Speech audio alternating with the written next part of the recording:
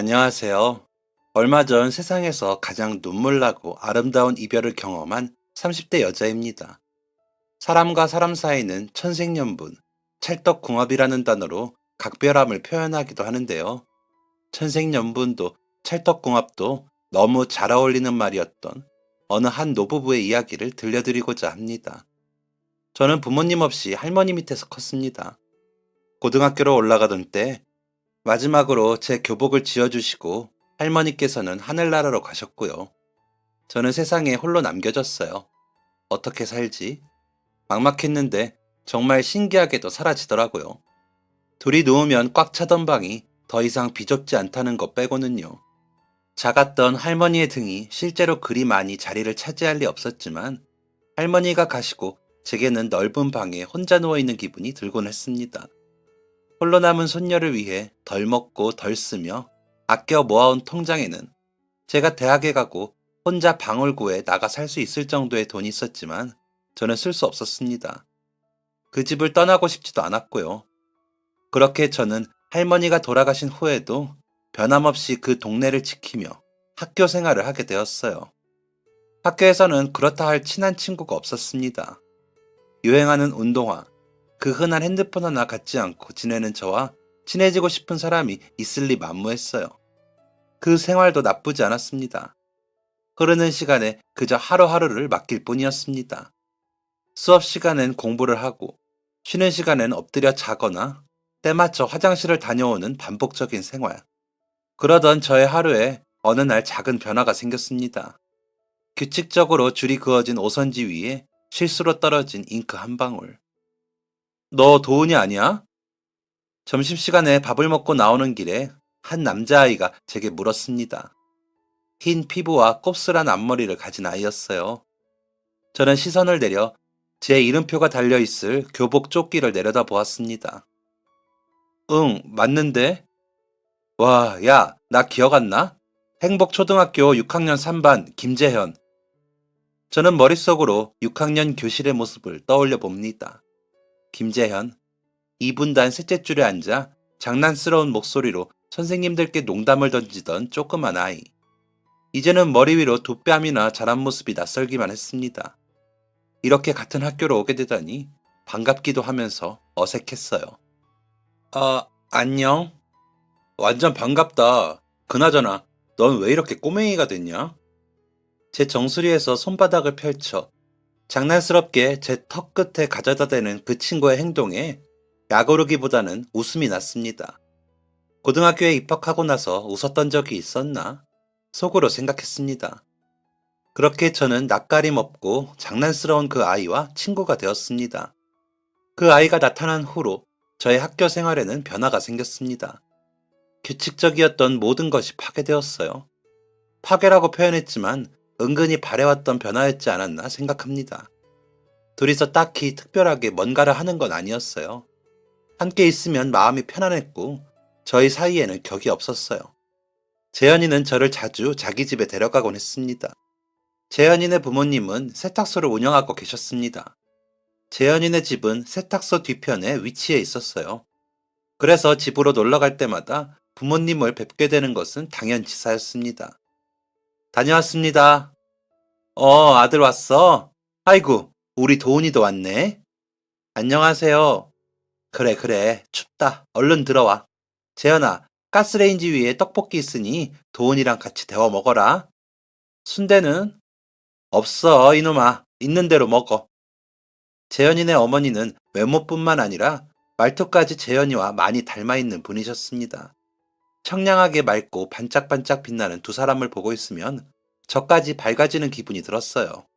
실제로 재현이를 만나고 나서 저도 많이 밝아지기도 했고요. 주변 사람들까지 기분이 좋게 만드는 힘이 있는 사람들이었습니다. 재현이네 어머니는 때로는 제 가슴을 콕콕 아프게 만들기도 하셨습니다.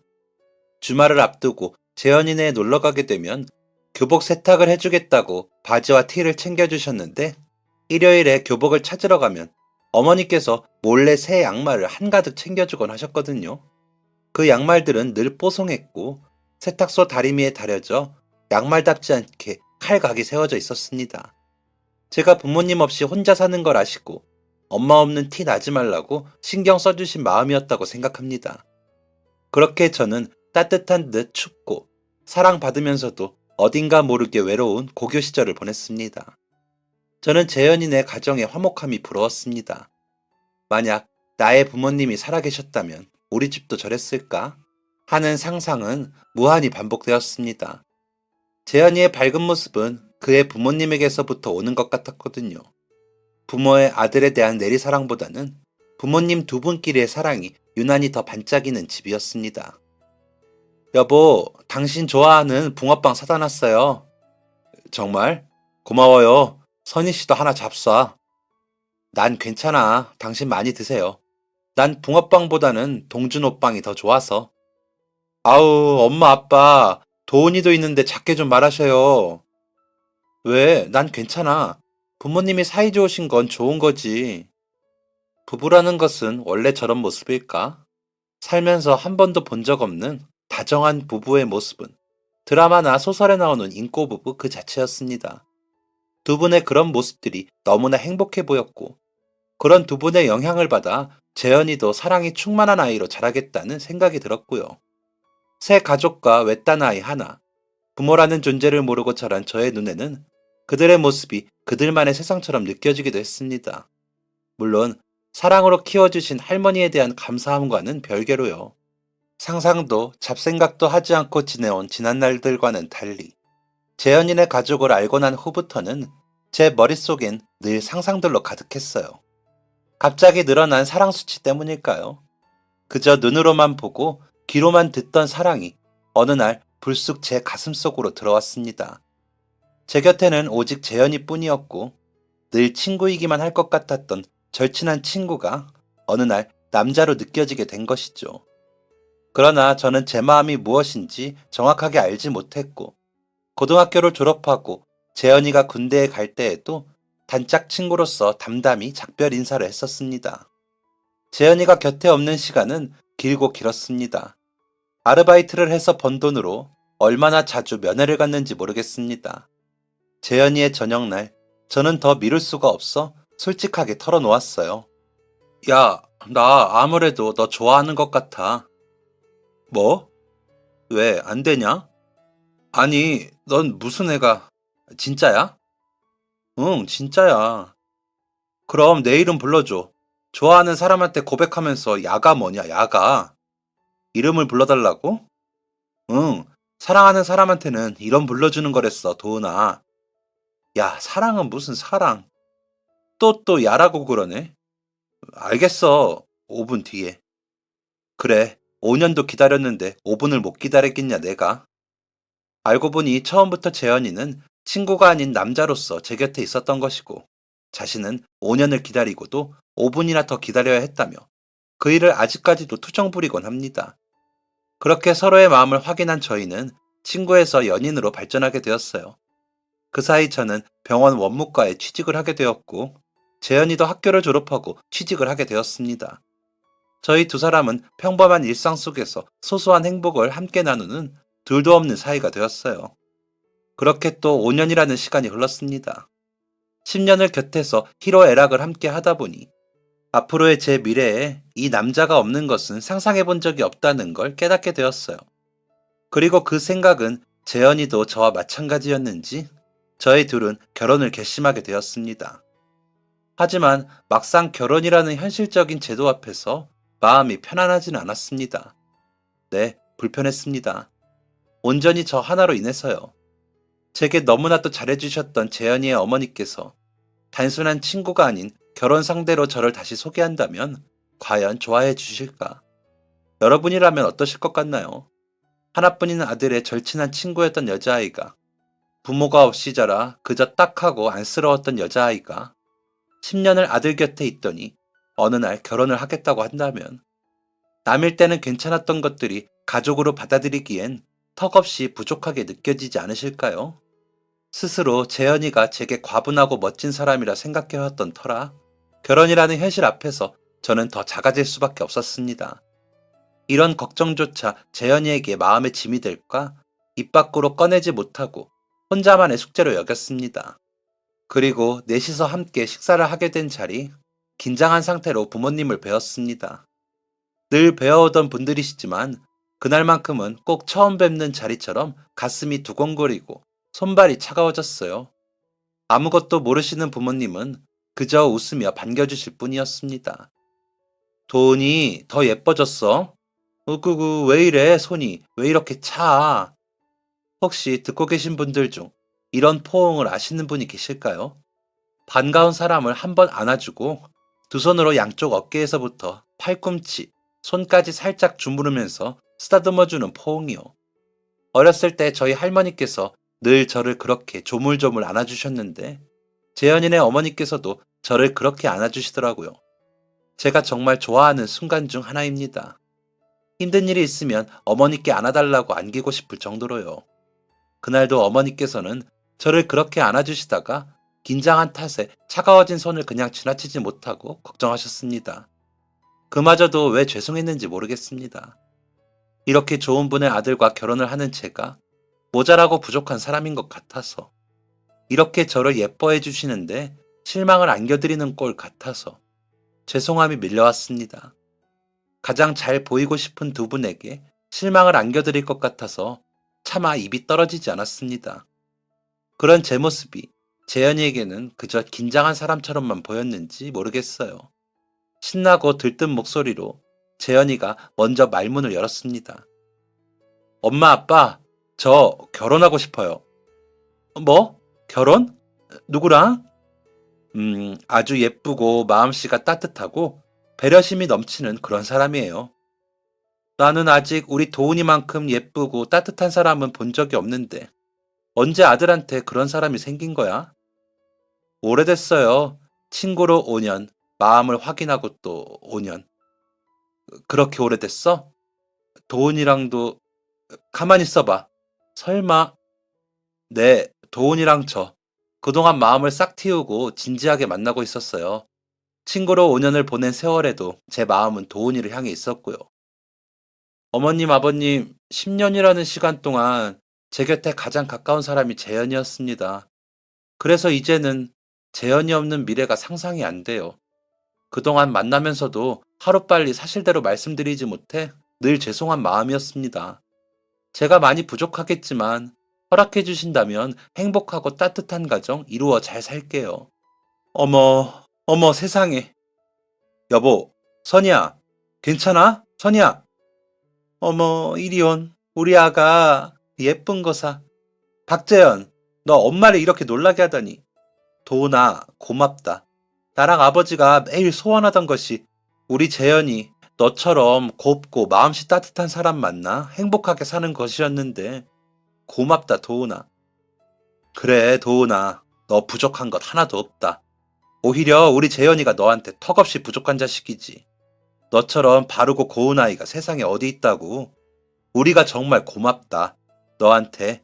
그리고 재현이 너희 자식. 이렇게 기쁜 소식이면 미리 귀뜸이라도 해주던가. 울 마누라 놀라서 심장이라도 아프면 어떻게 책임지려고. 역시 좋아하실 줄 알았어. 그래서 더 미루고 싶지 않았어요. 우리 도훈이 나뿐만 아니라 엄마 아빠한테도 더 많이 사랑받게 해주고 싶어서. 10년 전 그날부터 지금까지 늘 반겨주셔서 고맙고 감사했는데 이런 순간까지 반겨주시고 좋은 말씀 해주셔서 정말 너무 감사해요. 저 아껴주신 만큼 재현이 더 아껴주는 좋은 동반자가 되겠습니다. 걱정과는 달리 어머님, 아버님은 저희의 결혼 소식마저 진심으로 반겨주셨습니다. 죄송하다는 부정적인 마음보다 고맙고 감사한 따뜻한 마음이 자라나게 해주시는 분들. 그 자리에서 또 한 번 아름다운 사랑을 느끼게 되었어요. 이렇게 사랑이 충만한 사람들과 그려갈 앞으로의 제 인생을 생각하니 또 다른 의미로 가슴이 두근거렸습니다. 저는 그렇게 재현이와 결혼식을 올리게 되었어요. 부모님이 안 계셔서 할머니가 돌아가셔서 찾는 이 없는 신부 측 좌석들은 친척 대신 직장 동료들과 재현이의 친구분들이 채워주셨고 가장 마음에 걸렸던 것은 텅 비어있을 혼주석이었는데요. 부끄럽기도 하고 가슴도 아팠지만 신부 측 혼주석은 비우고 식을 올리기로 했었습니다. 그런데 결혼식 당일 신부 행진을 하고 돌아보니 비어 있어야 할 신부 측 혼주석에 어머님께서 앉아 계시는 것이 아니겠습니까? 사람을 잘못 보았나 싶어 얼른 신랑 측 혼주석으로 고개를 돌렸습니다. 그곳에는 어머님 없이 아버님 혼자 자리를 지키고 계셨습니다. 그 후로 식이 끝날 때까지 어머님을 바라볼 수가 없었습니다. 눈물이 나서요. 어머님, 아버님의 예상치 못한 깜짝 선물에 신부 행진 직후부터 쏟아지던 눈물. 행여나 어머님과 눈이라도 마주쳤다간 정말 목 놓아 엉엉 오열할 것 같았거든요. 행복한 마음과 감사한 마음이 온데 섞여 기쁜 얼굴을 하고 힘껏 눈물을 흘렸습니다. 그런데 제 표정을 보고 몇몇 하객분들은 그렇게 좋냐? 하며 우스갯소리를 던지기도 했습니다. 결혼식, 일생에 한 번뿐이라 절대 잊을 수 없는 소중한 날이라고들 하지요. 한 사람과의 미래를 약속하는 날이기도 하지만 제게는 다른 의미, 약속과 소중함이 공존했던 날이었습니다. 절대 잊을 수 없는 누군가의 가족이 된다는 기분, 결혼식이 끝나고 애지중지 저를 키워주셨던 할머니께서 꿈에 나오셨습니다. 살아생전 모습보다 훨씬 좋아진 얼굴과 표정을 하시고는 제가 좋아하는 포옹을 해주시고 머리를 빗어주셨어요. 도은아, 우리 똥강아지. 좋은 사람들을 만나 원 없이 사랑할 일만 남았구나. 늘 건강하고 사랑하며 행복하게 살아라. 할미 없이도 예쁘게 잘 커줘서 고맙다. 예쁘다, 우리 강아지. 꿈속에서 만난 할머니의 말씀대로 결혼 후 저의 인생에는 사랑하고 사랑받는 일만 가득했습니다. 재현이는 그전보다 더 많이 표현하고 행동하는 사람이 되어 있었어요. 그 모습을 보고 있으면 어머님, 아버님의 다정한 모습이 떠오르곤 했답니다. 두 분은 서로를 엄청 아끼고 사랑하셨습니다. 아무래도 그런 부모님의 모습을 보며 자라 제 남편도 다정한 사람이 될 수 있었던 것 같아요. 그 사랑 가득한 에너지가 좋아서 저는 남편을 졸라 자주 시댁에 놀러 가곤 했습니다. 어머님, 아버님, 저희 왔어요. 우리 공주 왔어? 재현아, 공주가 공주한테 공주라고 그런다. 봐라. 아버지, 둘째 머슴 왔어요. 둘째 머슴 왔는가? 첫째 머슴이 고기 사다 수육 삶아놨으니 자네는 김치를 썰게. 아유, 누가 머슴이야. 여기 머슴이 어디 있어. 내가 상 차릴 테니까 다들 그냥 가서 앉아 있어요. 선희씨, 제가 할게요. 공주님들은 저기 가서 앉아 계세요. 어머님, 아버님, 제가 할게요. 도은아, 아버지랑 내가 할 테니까 공주님들은 저기 가서 앉아 계세요. 못 살아, 공주야. 우리가 비켜주자. 안 되겠다. 아버님의 이러한 어머님 사랑에 저까지도 결혼하고 시댁에서 손에 물 한 방울 묻힌 적이 없으니 너무 감사한 일이었어요. 어머님과 아버님의 티격태격하는 사랑 표현도 너무나 예뻐 보였고요. 그런 예쁜 사랑 속에 제가 함께 한다는 사실이 그저 신기했습니다. 도은아, 많이 먹어라. 네, 아버님, 너무 맛있어요. 입에서 사르르 녹아요. 입에 맞아서 다행이야. 그나저나, 이젠 좀 그만 오려무나. 네? 아버지, 서운하게 그게 무슨 말씀이셔요? 아니, 연석들아. 주말엔 우리 시외로 데이트도 나가고 해야 하는데, 너희들이 자꾸 들이닥치니 갈 수가 있어야지 원. 너희들은 신혼이 되어서 데이트도 안 다니고, 뭐하러 매일같이 집으로 오고 그러냐? 재현이 너도 아무리 도훈이가 괜찮다, 좋다 해도 그러는 것 아니다. 내 아들이 이렇게 여자를 몰랐어야. 아이고, 아버지, 아빠. 아빠 아들은 데이트하고 싶은데 자꾸 시댁으로 가자는 걸 어떡해요. 도훈이는 엄마 아빠 보고 싶다는데. 그럼 나는 어떻게 여기 와서 활짝 웃는 아내 얼굴 보고 싶어지지 않겠어요? 여보, 애들한테 왜 그래요? 몰라. 아무튼 오지 마. 저번 달부터 은행 단풍 보러 저기 놀러 가기로 했는데 이러다 다 지겠어. 도훈아, 네가 이해해라. 아버지가 요즘 이렇게나 소녀 같다. 다음 주는 우리 삐돌이 달래주러 은행 단풍 보러 가야 할 것 같으니 다음 주엔 오지 말고 너희 둘이 시간 보내줘. 하하, 네, 어머님, 아버님. 다음 주는 저희 안 올 테니 예쁜 단풍 구경 많이 하고 오세요. 저희도 낄 땐 끼고 빠질 땐 빠져야죠. 삐돌이라니, 듣는 삐돌이 섭섭하게. 아이, 나 진짜 우리 동준 씨 없이 못 살지 싶다. 이렇게 매일매일 사랑하는데. 나도 우리 선이 없으면 못 살아. 우린 나중에 저 세상 갈 때도 둘이 동시에 가야 돼. 두 분은 입버릇처럼 저 세상도 같은 날 손잡고 가자고 하시며 서로 살아가셨습니다. 그런 두 분의 대화를 듣고 집에 돌아오면 저희 부부도 비슷한 대화를 주고받으며 사랑을 확인하곤 했어요. 그런 대화를 듣고 나누다 보면 사랑하는 사람과 손잡고 나란히 죽는 거라면 슬프지 않고 꽤 행복할 것만 같은 생각이 들었습니다. 사랑하고 행복할수록 죽음이 두려워지지만 죽음을 두려워하지 않는 방법도 사랑이라는 것을 깨달았어요. 하루는 퇴근하고 남편과 함께 저녁 식사를 하고 있는데 아버님께 전화가 걸려왔습니다. 네? 아빠. 응. 어? 엄마가요? 어쩌다가. 아, 좀 어떠세요? 네. 저희 금방 갈게요.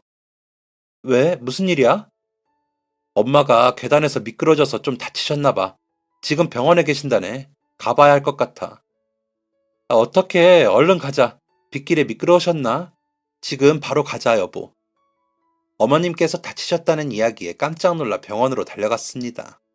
비가 오면 계단이 미끄러워 늘 저희에게 입버릇처럼 미끄러우니 조심해라 하시곤 했었는데 저희 걱정 다 해주시고는 어머님께서 다치셨다니 너무 초조했습니다.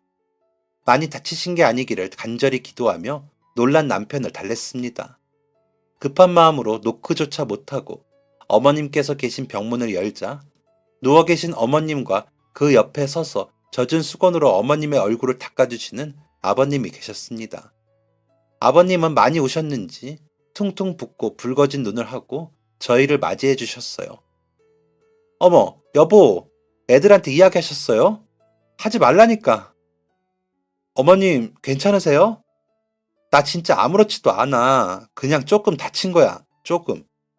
엄마, 다리에 깁스 두른 사람이 하실 말씀은 아닌 것 같은데? 아빠가 잘 전화하셨지. 엄마 아파서 누워있는데 그걸 우리가 모르면 어떡해. 말하지 말라고 그렇게 얘기했는데. 참. 여보, 누워있어, 누워있어. 아니, 네 엄마가 평소에 절대 그러는 사람이 아닌데 늘 우리한테 조심하라고 이러면 일렀지. 이렇게 자기가 넘어져서 사람 놀라게 할 줄은 몰랐다. 넘어지고 자기도 아픈지 눈에 눈물이 그렁그렁 하면서도 괜찮다고 파스 뿌리면 낫는다고 하는데 아니 병원에 데려와 보니 깁스를 2달이나 하고 지내야 한다지 뭐냐. 발목이 골절돼서 이따만하게 부었어. 그걸 보니 내가 속이 상해 안 상해. 어머님, 골절이라니 얼마나 아프셨어요. 깁스를 2달이나 하고 계시려면 많이 힘드실 텐데. 제가 당분간 옆에서 같이 지낼게요.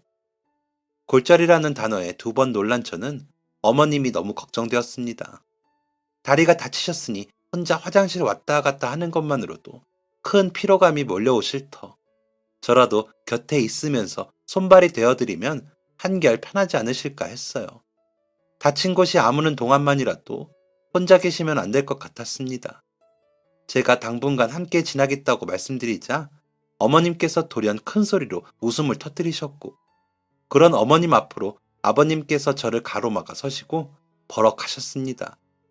얼핏 화를 내는 것처럼 보이지만 퉁퉁 부어버린 눈과 근엄한 표정 뒤로 보이는 뾰로통한 표정이 남편을 닮아 꼭 아기 호랑이 같은 느낌이었어요. 어머님께서 큰 소리로 웃음을 터뜨리신 것이 조금 이해가 가는 순간이었습니다. 아가, 넌 그러지 마. 선이 옆에는 내가 있는데 내가 곁에 손이 되고 발이 될 건데 내가 여기서 지내면 되니까 넌 괜히 그러지 마라. 아빠, 왜 화를 내고 그러세요? 도은이가 있으면 아버지 자리 빼앗길까봐 그래요? 선이가 워낙 도은이를 예뻐하니까 순간 그러라고 할까봐 초조해서 그랬지. 아가, 화낸 것 아니야. 미안하다. 못 살아, 정말. 애들 앞에 나 뜨거워 죽겠어. 팔불칠 소리 들어요. 내가 미안해, 우리 며느리. 그러려니 해다오. 아니에요, 어머님, 아버님. 재현씨도 그러는데요, 뭘. 오히려 저 방금 좀 놀랐어요. 재현씨 다정하고 상냥한 모습이 방금 아버님하고 똑같아서요. 이렇게 다정하고 상냥한 분들과 가족이 되었다는 게 살짝 뭉클했어요. 그래도 어머님, 저 아버님보다 어머님을 덜 사랑해서 물러서는 것은 아니라는 것쯤은 알아주셔요. 아구, 말을 어쩜 이리 예쁘게 해. 그렇지 않아도 내 친구들이 매일 나보고 부럽대. 어쩜 그리 예쁜 며느리를 얻었냐고. 그럼 난 말하지. 얼굴만 고운 게 아니라 마음까지 곱다고. 그런 귀한 사람과 가족이 되어 나도 그저 영광이라고. 어머님. 에이, 기분이다. 내가 잠깐 나가서 울 공주들 좋아하는 통닭 사올 테니 같이 먹다가 가. 아버님의 애정어린 말씀으로 시작된 대화는 어머님과 저의 고부사랑 대화로 흘러갔고, 그 모습을 지켜보시던 아버님께서 어머님과 제가 즐겨 먹는 통닭을 사오시겠다며 마무리되었습니다. 아버님께서 사오신 통닭은 정말 맛있었어요. 자주 먹어도 질리지 않는 맛이에요. 아마 사랑하는 사람들과 함께 먹기 때문에 더 그런 것이겠지요. 매일 보아도 질리지 않고 매일 따뜻한 마음을 나누게 되는 소중한 분들. 두 분이 항상 사랑으로 충만하시기에 곁에 있는 저희도 그만큼의 영향을 받을 수 있는 것 같았습니다. 근데 아빠, 회사는 어쩌시고요? 너희 아빠 휴가 냈어, 얘. 오, 역시 우리 아버지 머리 좋으셔. 그런 방법이 있었네. 하하, 아들아, 넌 아직 이 아빠 따라오려면 멀었다. 그럴 만한 일이 아니라고 혼자 충분히 잘 지낸다고 몇 번을 얘기해도 꼭 자기가 그렇게 해야겠다고 그래서 말릴 수가 있어야지. 휴가 내고 하루 종일 내 손이며 얼굴이며 닦아주면서 저렇게 울어대는데 무서워서 그랬지. 내가 이렇게나 심장이 철렁했는데 이 사람은 얼마나 놀랐을까 걱정도 되고, 의사 선생님 말로는 발목 골절이랑 다리 타박상만 있다는데 혹시나 다른 데도 아프게 되는 건 아닌가 걱정도 되고, 이젠 젊은 시절 다 가고 나이도 먹어서 가뜩이나 몸 성한 것도 없는데 엄마하고 나하고는 같은 날 같은 시에 죽기로 약속까지 했는데 아프니 걱정되지. 그 약속 못 지킬까봐 지금 생각해도 무서워. 무서워 아주. 남편과 제가 고등학생이었던 시절 남편의 집에 놀러 가면 어머님 아버님께서 입버릇처럼 자주 하시던 말씀이 있었습니다. 같은 날 같은 시에 손 꼭 잡고 죽자. 가는 길 무섭고 외롭지 않게 서로 손 꼭 잡고 눈 감자. 그때 당시에는 죽는 날을 이야기하시던 두 분의 모습이 낯설고 이상하게 느껴졌지만 지금은 그 말씀들이 어떤 의미를 담고 있는지 알기에 더 가슴이 뭉클했습니다. 저희가 고등학생에서 성인이 되어 결혼까지 하게 된 10년이라는 시간 동안 꾸준히 하시던 말씀이지만 그날 그런 말씀을 들으니 가장 먼저 드는 생각이 그런 날이 오지 않았으면 좋겠다 였습니다. 저도 남편도 누군가를 세상 밖으로 잘 안녕할 수 있는 마음가짐이 준비되지 않았거든요. 아버님은 그렇게 어머님께서 태어나시고 어느 정도 적응하실 때까지 어머님을 간호하시느라 회사에 휴가를 낸 채 곁에 있으셨습니다. 아버님께서 그렇게 지극정성으로 간호하시니 저희는 아버님을 통해 어머님이 쾌차하시는 과정을 전해 들을 수 있었고요. 여보, 당신이랑 어머님 아버님 모두 참 다정하고 따뜻한 분들인 것 같아. 이제는 아무런 말이나 행동 없이 그냥 존재만으로도 그 따뜻함을 느낄 수가 있어. 곁에 있어서 든든하고 마음이 따뜻해지는 그런 존재. 그런 게 가족인가? 당신이 그렇게 바라봐주니 내가 오히려 고마운데? 우리 집은 평범하고 특별할 것 없는 사람들이 모여있는 가정이었는데 당신이 오고 나서 특별한 가족이 되었지.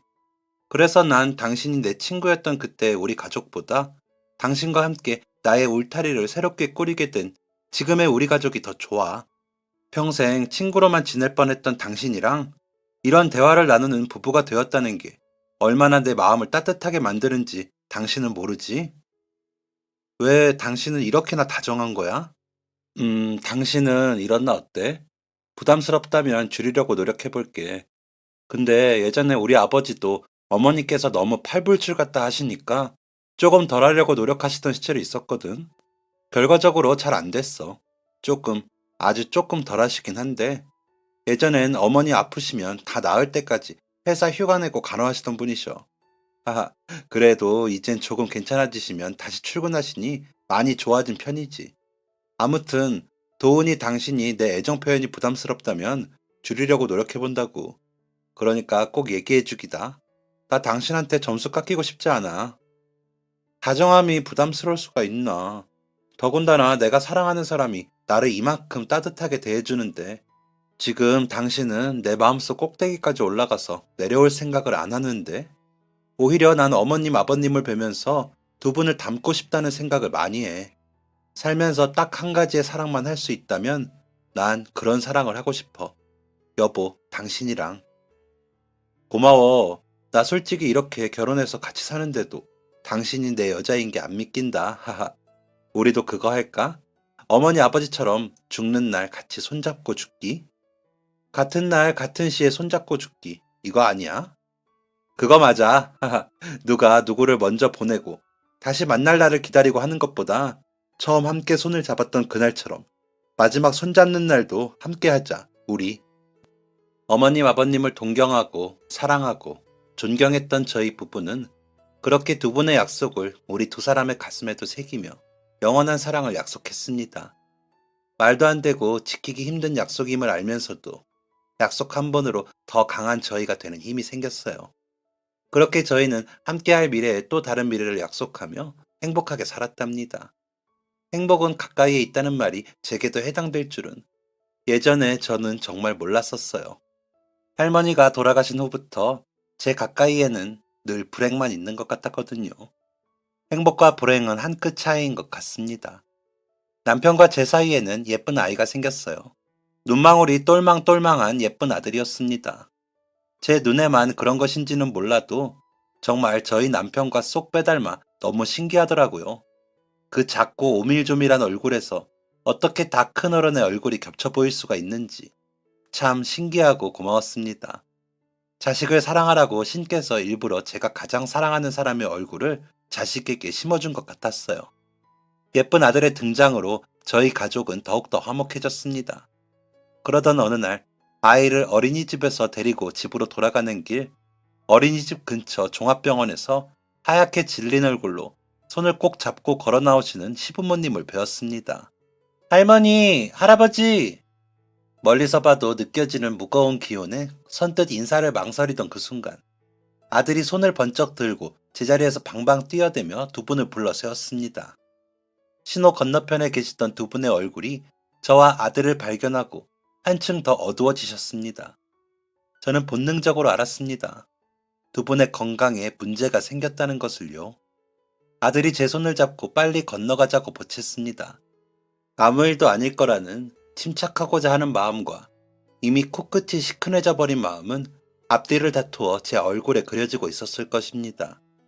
그런 제 마음을 읽으신 건지 한참을 멍하니 서 있는 제 앞으로 어머님과 아버님께서 먼저 건너오셨습니다. 아들은 힘찬 발돋움으로 할아버지 품에 쏙 안겼습니다. 태호, 어린이집 다녀오는 길이야? 네, 저 오늘 밥 2번 먹었어요. 밥 2그릇이나 먹었어? 태호, 이제 형아 다 됐네. 어머님, 아버님, 식사는 하셨어요? 이제 집에 가서 먹어야지. 아가, 너도 아직이지? 네, 재현씨 오면 같이 먹으려고요. 근데 병원은 뭐 때문에 다녀오신 거예요? 아, 별거 아니야. 잊어버려라. 태호, 이제 집에 가서 맘마 먹어야지. 너희 아빠 좀 있으면 올 텐데. 아빠한테 가서도 오늘 밥 2그릇 먹었다고 자랑하고, 응? 어머님, 아버님은 마치 들켜선 안 될 것을 들킨 사람들처럼 평소답지 않은 짧은 인사와 바쁜 발걸음으로 시야에서 사라지셨습니다. 한번 불안한 마음이 들자 그 마음은 걷잡을 수 없이 커졌어요. 결국 식사를 마치고 남편에게 이야기하게 되었습니다. 여보, 근데 어머님, 아버님 말이야. 아까 태워 데리러 갔다 오는 길에 뵈었거든. 그랬어? 왜, 뭐라고 하셨어? 아니, 그게 사실 어머님, 아버님께서 병원에서 나오시더라고. 여쭈어도 별거 아니라고 하시기에 더 여쭤보지는 못했는데 당신이라도 연락드려보는 게 어때? 두 분 병원 나오실 때 표정이 잊혀지지가 않아. 이대로 그냥 넘어가면 안 될 것 같아서 그래. 남편 역시 제 말에 불안함을 느꼈는지 그 자리에서 바로 부모님께 전화를 드렸어요. 뚜루루 뚜루루. 2번이면 늘 전화를 받으셨는데 그날은 또 한참 뒤에야 핸드폰 너머로 목소리가 들려왔습니다. 잘 들리지 않는 통화 내용이었지만 어두워지는 남편의 표정을 보고 저도 덩달아 마음이 무거워졌어요. 남편은 전화를 끊고 집에 가보려는데 같이 가겠냐고 했고 저도 그렇게 남편을 따라 나섰습니다. 그리고 두 분이 하신 말씀은 생각하고 애써 마음의 준비를 했던 것보다 더 충격적이었습니다. 어머님, 아버님 2분 다 암에 걸리셨다는 말씀을 하셨어요. 2분 모두에게 아무 일도 일어나지 않기를 바랐지만 2분 모두에게 아무 일이 일어날 줄은 차마 상상도 해본 적이 없었습니다. 행복한 제게 세상이 벌을 내리는 것 같았어요. 어머님, 아버님의 암 선고 이후로 저와 남편은 어두운 방 안에 불 하나 켜지 않고 걷고 있는 사람처럼 너덜거리는 하루하루를 보냈습니다. 아마 저보다 남편이 더 고통스러운 마음이었겠지요. 하지만 저는 그런 남편을 달래줄 힘조차 남아있지 않았어요. 부모님이라는 존재에 시자를 붙여서 그렇지 두 분은 제게 진짜 부모님이었습니다. 살 날이 얼마 남지 않았다는 거짓말 같은 현실은 멀쩡한 사람도 망가뜨려 놓을 수밖에 없었어요. 암세포가 성장하고 전이가 된다는 것을 말로만 들어봤지 그렇게 무섭고 빠른 속도일 줄은 몰랐습니다. 저와 남편은 평범했던 일상을 버리고 어머님 아버님의 병간호에 몰두했습니다. 처음에는 어머님과 아버님이 입원하신 병실이 달라서 남편과 저 두 사람이 번갈아가며 한 분씩 곁에 있어 드렸습니다. 대장암이셨던 어머님께서는 제가 곁에 있는 것을 극도로 거부하셨습니다. 그런 어머님의 모습을 보면서도 해드릴 수 있는 게 곁에 있어 드리는 것뿐이라는 것이 너무 슬펐습니다. 두 분의 앞으로가 얼마 남지 않았다는 의사 선생님의 말씀을 들었음에도 불구하고 마음 한편에 붙들고 있던 희망은 쉽게 놓아지지가 않더군요. 슬프지만 희망보다 절망이 더 많은 나날이었습니다. 두 분의 상태가 더 안 좋아질수록 저희 두 사람도 말수가 줄어들었어요. 깜깜한 밤하늘에 동그랗게 떠있는 달을 누가 똑 하고 떼어간 것처럼 빛을 찾아볼 수 없는 나날이었습니다. 부모님께서는 저희의 이런 모습에 속상해하셨고 몸으로 느껴지는 아픔에 고통스러워하셨으며 예전처럼 두 분이 함께 하실 수 없다는 것에 가슴 아파하셨습니다. 특히 아버님께서는 아픈 어머님을 예전처럼 손수 돌봐주실 수 없다는 사실이 너무 견디기 힘들다고 하셨어요. 그런 두 분을 보며 어떻게 하면 조금이라도 그 고통들을 덜어드릴 수 있을까 늘 고민했습니다. 그리고 남편과 상의 끝에 병원 측에 부탁해서 2인실 병실을 얻었습니다. 그렇게 하라고 허락해 줄까? 거절당할 것 같아 자신이 없었지만 두 분의 이야기를 들은 선생님의 결재로 두 분이 같은 병실에서 지낼 수 있게 되었습니다. 저희를 위해 애써 웃어 보이시면서도 늘 어두운 표정이었던 두 분의 얼굴에 거짓말처럼 생기가 돌았습니다. 예전처럼 농담도 하고 아픈 시간 속에도 밥도 꽤 잘 드시기 시작했어요. 그런 두 분의 모습은 저희가 가지고 있던 희망에 불을 붙였습니다. 겉으로 보기에 정말 많이 좋아지신 것처럼 보였거든요. 그래서 남편과 용기를 내어 의사 선생님 면담에 들어갔습니다. 요즘 두 분이 되게 안색도 밝아지시고 좋아지셨어요. 그래서 혹시 진짜 괜찮아지고 계신 게 아닐까 해서. 의사 선생님은 저희의 말에 한참 동안 화면 속 차트를 들여다보셨습니다. 침묵이 길어질수록 말랑해지려던 저희의 마음은 다시금 딱딱하게 굳어갔습니다. 어떻게 말하는 게 좋을까? 저희에게 꺼낼 문장과 단어를 고르고 있는 것 같았어요. 평소에 워낙 모든 것을 나누던 분들이었다 보니 고통도 나누어 함께 견디시나 봅니다. 상태가 다시 좋아지진 않았다는 말보다는 혹은 더 진전되었다는 말보다는 덜 힘든 단어와 문장으로 해주신 말씀에 저희 부부는 짧은 감사 인사를 드리고 진료실 밖을 나왔습니다. 그리고 병실 문에 달린 작은 창으로 비춰지는 모습에 다리가 힘이 풀려버리고 말았어요. 고통스러워하는 어머님의 옆에 함께 고통스러워하며 힘든 몸을 일으켜 서 계시는 아버님의 모습이었습니다. 저희 앞에서는 내색하지 않으시다. 두 분만 남겨졌을 때 고통을 나누고 계셨을 것을 생각하니 가슴이 아팠습니다. 울부짖는 어머님의 이마를 다정히 쓰다듬어 주시는 아버지의 손등에는 불필요한 링거줄들이 매달려 있었고 문 밖에 서서 한참 그 모습을 바라볼 수밖에 없었던 저희 부부는 처음 부모님의 암 선고를 들었을 때보다 더 절망적인 마음으로 살았습니다. 며칠 후 저희에게 두 분이 이런 말씀을 하시기 전까지는요. 재현아, 엄마 아빠 이제 집에 가서 지내고 싶다. 엄마 아빠 매일 치료받아도 힘들기만 하고 이제 편안하게 그날을 기다리면서 둘이 진짜 행복한 마지막을 보내고 싶어. 저희에게 그 말씀을 하시던 어머님 아버님의 표정을 아직도 잊을 수가 없습니다. 고통이라는 것이 무엇이냐는 듯한 얼굴, 아무런 그늘도 보이지 않는 평온한 얼굴, 꿈을 말하는 어린아이 같은 그 얼굴을 보며 저희는 감히 안 된다고 말씀드리지 못했습니다. 조금이라도 더 시간을 늘려보자고 감히 말할 수 없었습니다. 그렇게 병원 측과 다시 한번 상의를 하고 부모님을 모시고 집으로 돌아갈 수 있게 되었습니다. 두 분은 놀이동산을 가는 아이처럼 기뻐하셨습니다. 그렇게까지 좋아하실 줄은 몰랐는데 집에 도착해 너무 좋아하시는 두 분을 보고 있으니 눈물이 나오려고 하더라고요. 남편에게 화장실을 다녀오겠다는 말만 남겨두고 얼마나 울었는지 모르겠습니다. 집에서의 생활은 두 분이 암 환자라는 사실이 믿기지 않을 만큼 정말 거짓말처럼 평화로웠습니다. 병원에 계실 때보다 더 많은 시간을 웃으셨고 그런 두 분 덕분에 저희도 조금씩 웃을 수 있게 되었어요. 그러던 어느 날 평소처럼 집에 돌아와 문을 열고 들려오는 소리에 그대로 주저앉아 버렸습니다. 엄마! 엄마! 하염없이 반복되는 두 글자는 눈으로 보지 않아도 상황을 예측할 수 있을 정도로 분명했어요. 떨려서 땅에 딛는 것조차 되지 않는 다리로 꾸역꾸역 안방으로 향했습니다. 거짓말같이 화사한 얼굴로 편안하게 눈을 감고 계시는 어머님과 그 옆에 나란히 누워 어머니의 손을 꼭 잡고 계시는 아버님.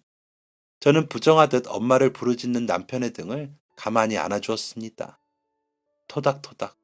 등을 두드리는 소리에 맞춰 제 눈에서도 끊임없는 눈물줄기가 흘렀습니다.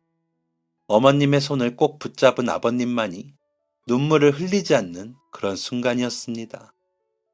재현아, 내 아버지, 울지 마라. 엄마 곁은 아빠가 늘 함께 하잖니. 아버지, 여보, 선이야, 듣고 있어? 같이 갈 수 있어서 참 다행이다. 조금만 기다려. 우리 아들하고 딸한테 사랑한다고 말은 해주고 가야지. 그리고 그 말을 마지막으로 아버님은 그렇게 눈을 감으셨습니다. 사랑한다는 말을 해주고 가신다던 아버님, 어머님 곁으로 가는 것이 급했던 것이겠지요. 말씀하지 않으셔도 저희는 다 알고 있었습니다. 저희를 많이 아끼고 사랑하셨다는 걸요. 어쩌면 저희가 사랑한 마음보다 더 큰 마음으로 저희를 사랑해 주셨다는 걸요. 어머님, 아버님은 그렇게 세상을 떠나셨지만 늘 저희 곁에 그대로 계셨습니다. 언제나 어디에서나 함께 하셨습니다. 늘 입버릇처럼 죽는 날 같이 가자고 하셨던 아버님. 정말 5분 차이로 어머님을 따라 그렇게 가시는 모습에 감히 상상할 수 없는 사랑을 배웠습니다. 이제 누구보다 저희 두 사람을 응원하고 사랑해 주셨던 두 분을 볼 수 없고 만질 수 없지만 두 분이 저희의 가슴속에 새겨주신 위대하고 찬란했던 그 사랑만은 여전히 따뜻한 온기로 남아있습니다. 그 사랑을 잊지 않고 늘 마음에 새기며 부모님을 닮은 사랑을 하는 부부가 되려고 합니다.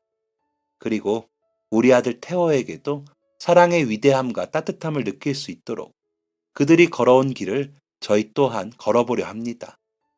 그렇게 흔들림 없이 아름답고 따뜻하게 한결같은 마음을 가질 수 있을지 모르겠어요. 하지만 그 완벽하지 않은 어설픔 또한 사랑의 일부라고 생각합니다.